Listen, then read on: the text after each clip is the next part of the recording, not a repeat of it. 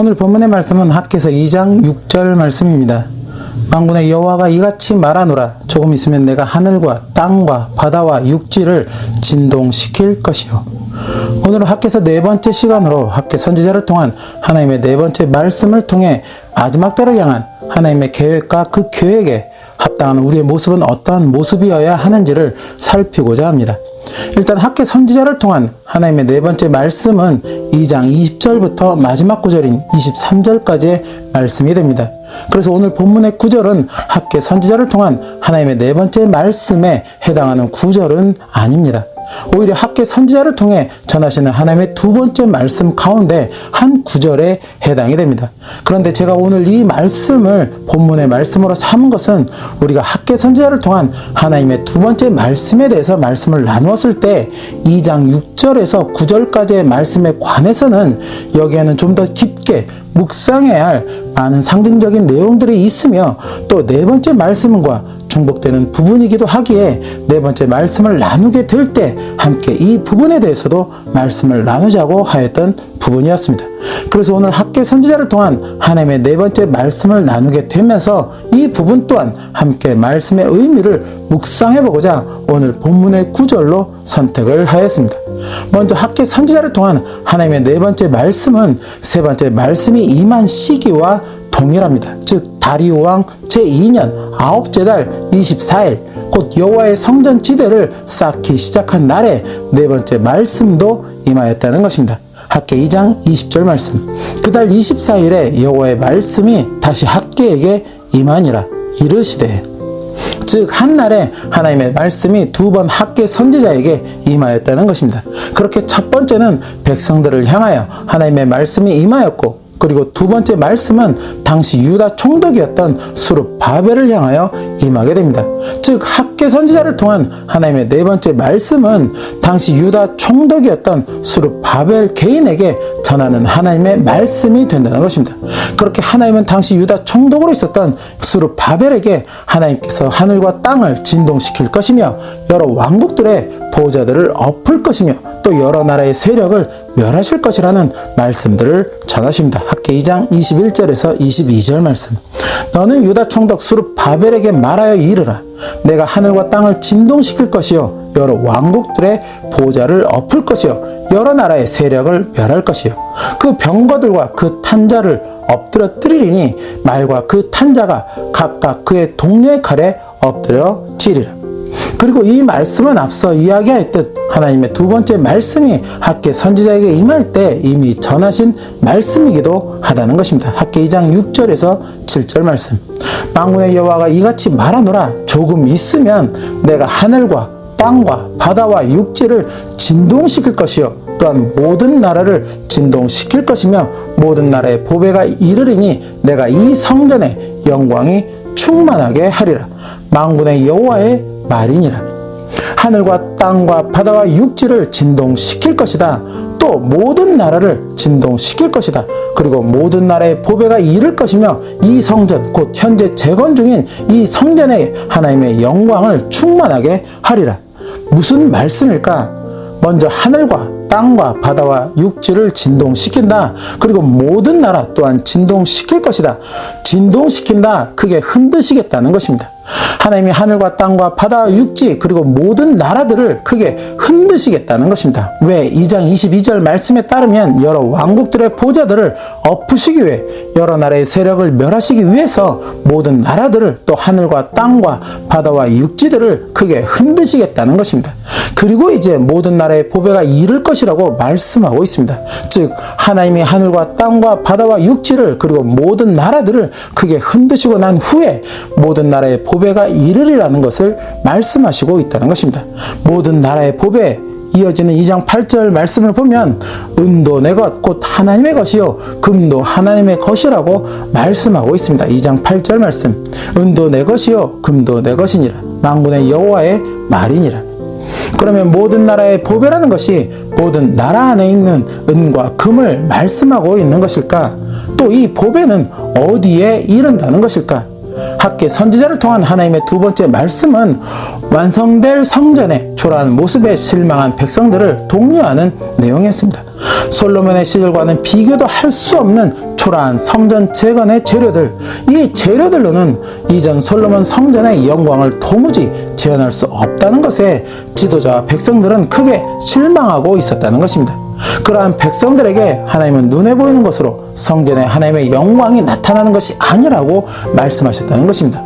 눈에 보이는 성전이 아무리 화려하고 웅장하다고 하여도 그 안에 주인 되시는 하나님이 계시지 않으면 그것은 그저 하나의 건축물에 불과할 뿐이라는 것입니다. 성전의 진정한 영광은 그 안에 주인 되시는 하나님이 계실 때 나타날 수 있다는 것을 하나님은 말씀하시면서 건축을 독려하셨다는 것입니다. 그렇게 하나님은 백성들에게 재건의 재료들이 초라하다고 실망하지 마라. 세상의 모든 은과 금들이 다 내 것이다. 언젠가 세상의 모든 보배가 이 성전에 이를 것이며 그렇게 이 성전의 영광이 이전 솔로몬 성전의 영광보다 더욱더 크게 될 것이라고 하나님은 재건에 임하는 백성들을 독려하셨다는 것입니다. 학개 2장 9절 말씀. 이 성전의 나중 영광이 이전 영광보다 크리라. 만군의 여호와의 말이니라. 내가 이곳에 평강을 주리라. 만군의 여호와의 말이니라. 그렇다면 언제? 오늘 본문의 말씀에는 조금 있으면 이라는 어떤 시간적 전제 조건을 달고 있습니다. 조금 있으면. 성경 학자들은 학개 선지자가 활동한 시기를 주전 520년경으로 추정하고 있습니다. 즉 예수 그리스도가 이 땅에 오시기 500년 전에 학개 선지자는 활동하였다는 것입니다. 그러면 학개 선지자 이후에 이 말씀은 이루어졌을까? 조금 있으면 이라고 하셨으니 2500년이라는 시간이 흐른 지금에서 볼 때 학개 선지자 이후에 정말 하늘과 땅과 바다와 육지가 크게 흔들린 기록이 있었을까? 그렇게 여러 왕국들의 보좌들이 엎어지고 여러 나라의 세력들이 멸하여진 기록이 있었을까? 오랜 시간 이 말씀을 묵상하였습니다. 여러 가지 측면으로 접근해 말씀을 묵상하면서 이 말씀에 어떠한 의미가 있는 것인가를 또 찾아보았습니다. 그러면서 두 가지의 측면으로 좁혀서 말씀의 의미를 묵상할 수가 있었습니다. 첫째, 하늘과 땅과 바다와 육지를 진동시키시겠다는 그 표현이 상징적인 의미의 표현으로 사용되었다면 이 말씀은 무엇을 의미하고 있을까? 아마도 이 말씀은 학개 이후의 어떤 시대적 변천과 예수 그리스도의 나심을 의미할 수 있다는 것입니다.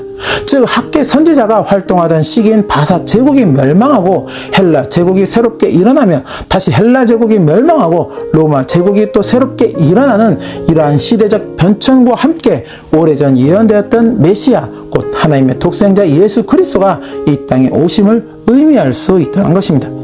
세상 제국들의 보좌와 세력을 세우시고 멸하시는 것이 바로 하나님의 놀라운 권능 하에 있음을 상징적으로 말씀하시고 있다는 것입니다.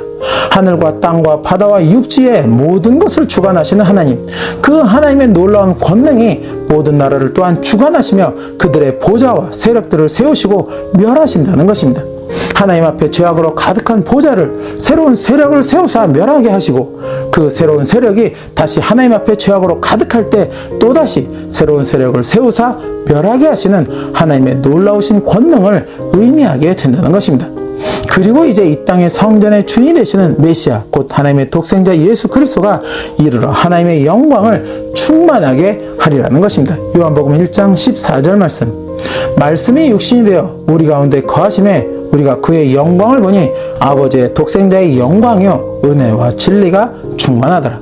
그리고 둘째, 하늘과 땅과 바다와 육지를 진동시키시겠다는 그 표현이 단순히 상징적인 의미로 사용된 표현이 아니라면, 즉 실제적 재앙의 어떤 현상을 의미하고 있다면 이 말씀은 마지막 때 임할 하나님의 심판을 의미하고 있다는 것입니다. 계시록 6장 12절에서 13절 말씀. 내가 보니 여섯째 인을 떼실 때 큰 지진이 나며 해가 검은 털로 짠 상복같이 검어지고 달은 온통 피같이 되며 하늘의 별들이 무화과 나무가 대풍에 흔들려 설익은 열매가 떨어지는 것 같이 땅에 떨어지며 하늘은 두루마리가 말리는 것 같이 떠나가고 각 산과 섬이 제자리에서 옮겨짐에 땅의 임금들과 왕족들과 장군들과 부자들과 강한 자들과 모든 종과 자유인이 굴과 산들의 바위 틈에 숨어 산들과 바위에게 말하되 우리 위에 떨어져 보좌에 앉으신 이의 얼굴에서와 그 어린 양의 진노에서 우리를 가리라. 그들의 진노의 큰 날이 이르렀으니 누가 능히 서리요 하더라. 더불어 계시록 16장에서 18장까지의 말씀은 하나님 앞에 가증함을 일삼던 세상의 보좌들이 또 세상의 세력들이 멸하여지는 그런 내용들을 전하시고 있다는 것입니다. 그리고 계시록 19장에서는 예수님의 재림을, 그리고 20장에서는 천년왕국의 도래와 최후의 심판을, 21장에서는 새 하늘과 새 땅과 함께 거룩한 새 예루살렘이 하늘에서부터 이 땅으로 내려오게 될 것을 말씀하고 있다는 것입니다.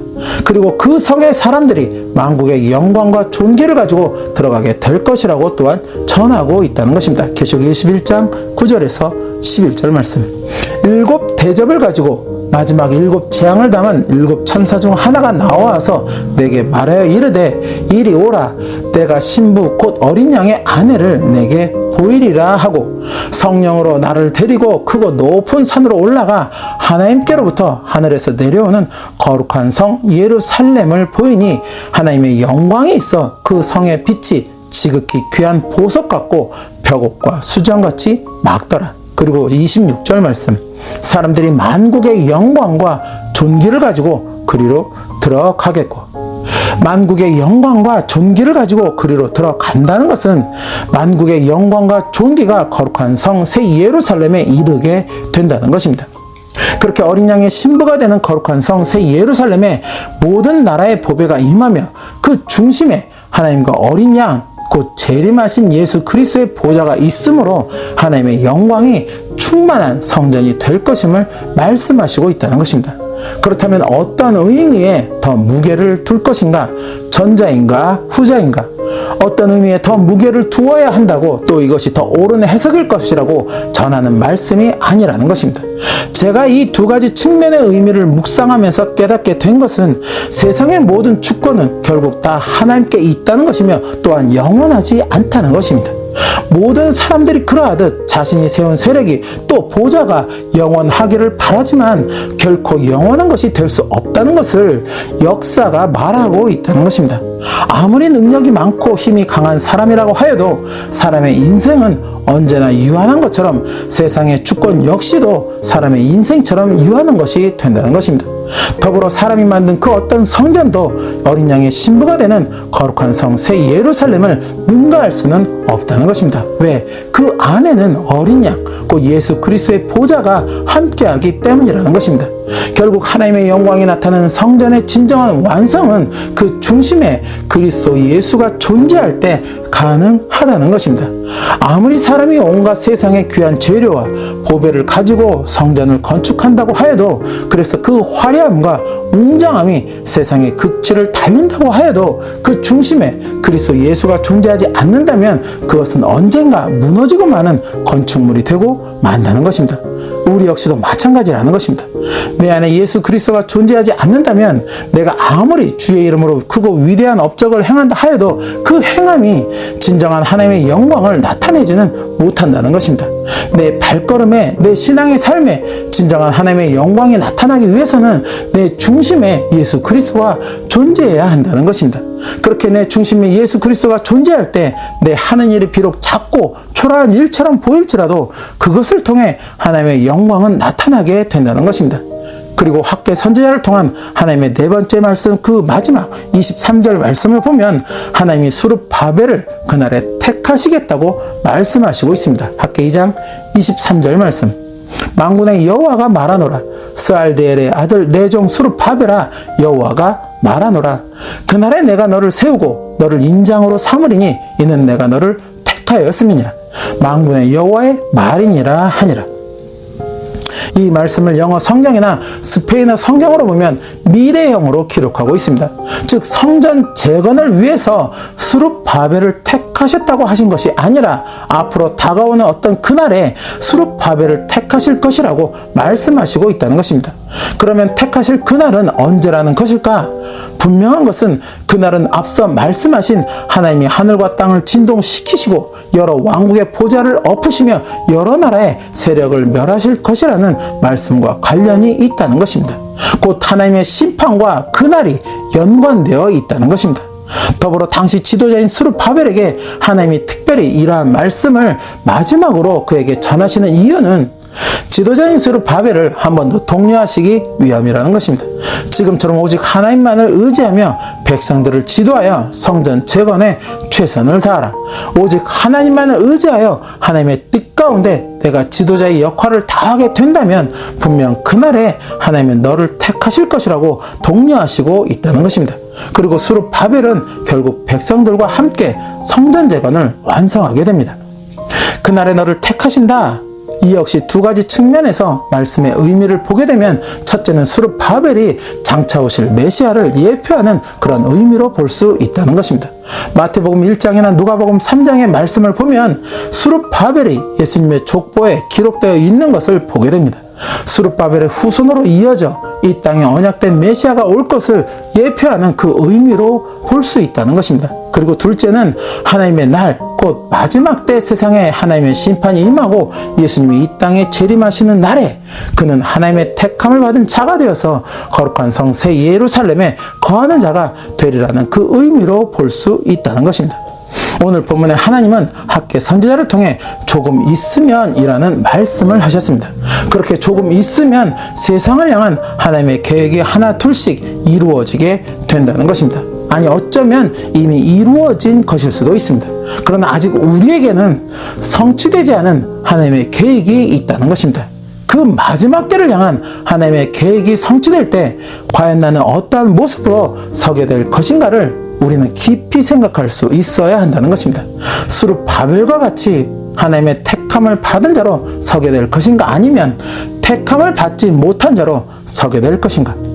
하나님을 또 예수 그리스도를 믿는다 하는 내 마음에 진정 예수 그리스도가 자리하고 있는가? 말씀이 살아있는 말씀으로 내 마음에 새겨지고 있는가? 그 말씀에 나는 진정 순종하는 그런 삶을 살고 있는가? 우리는 늘 이것을 먼저 깊이 생각하는 모습이어야 한다는 것입니다. 그리고 그것을 위해 기도하고 또한 말씀을 묵상하며 내 삶의 열매들을 점검하는 모습이어야 한다는 것입니다. 저와 여러분의 신앙의 발걸음이 바로 이러한 복된 발걸음이 되시기를 축복합니다. 그렇게 그 발걸음 끝에 하나님이 예비하신 거룩한 성 새 예루살렘에 주님과 함께 거하는 그 축복이 함께 하시기를 예수님의 이름으로 축원합니다.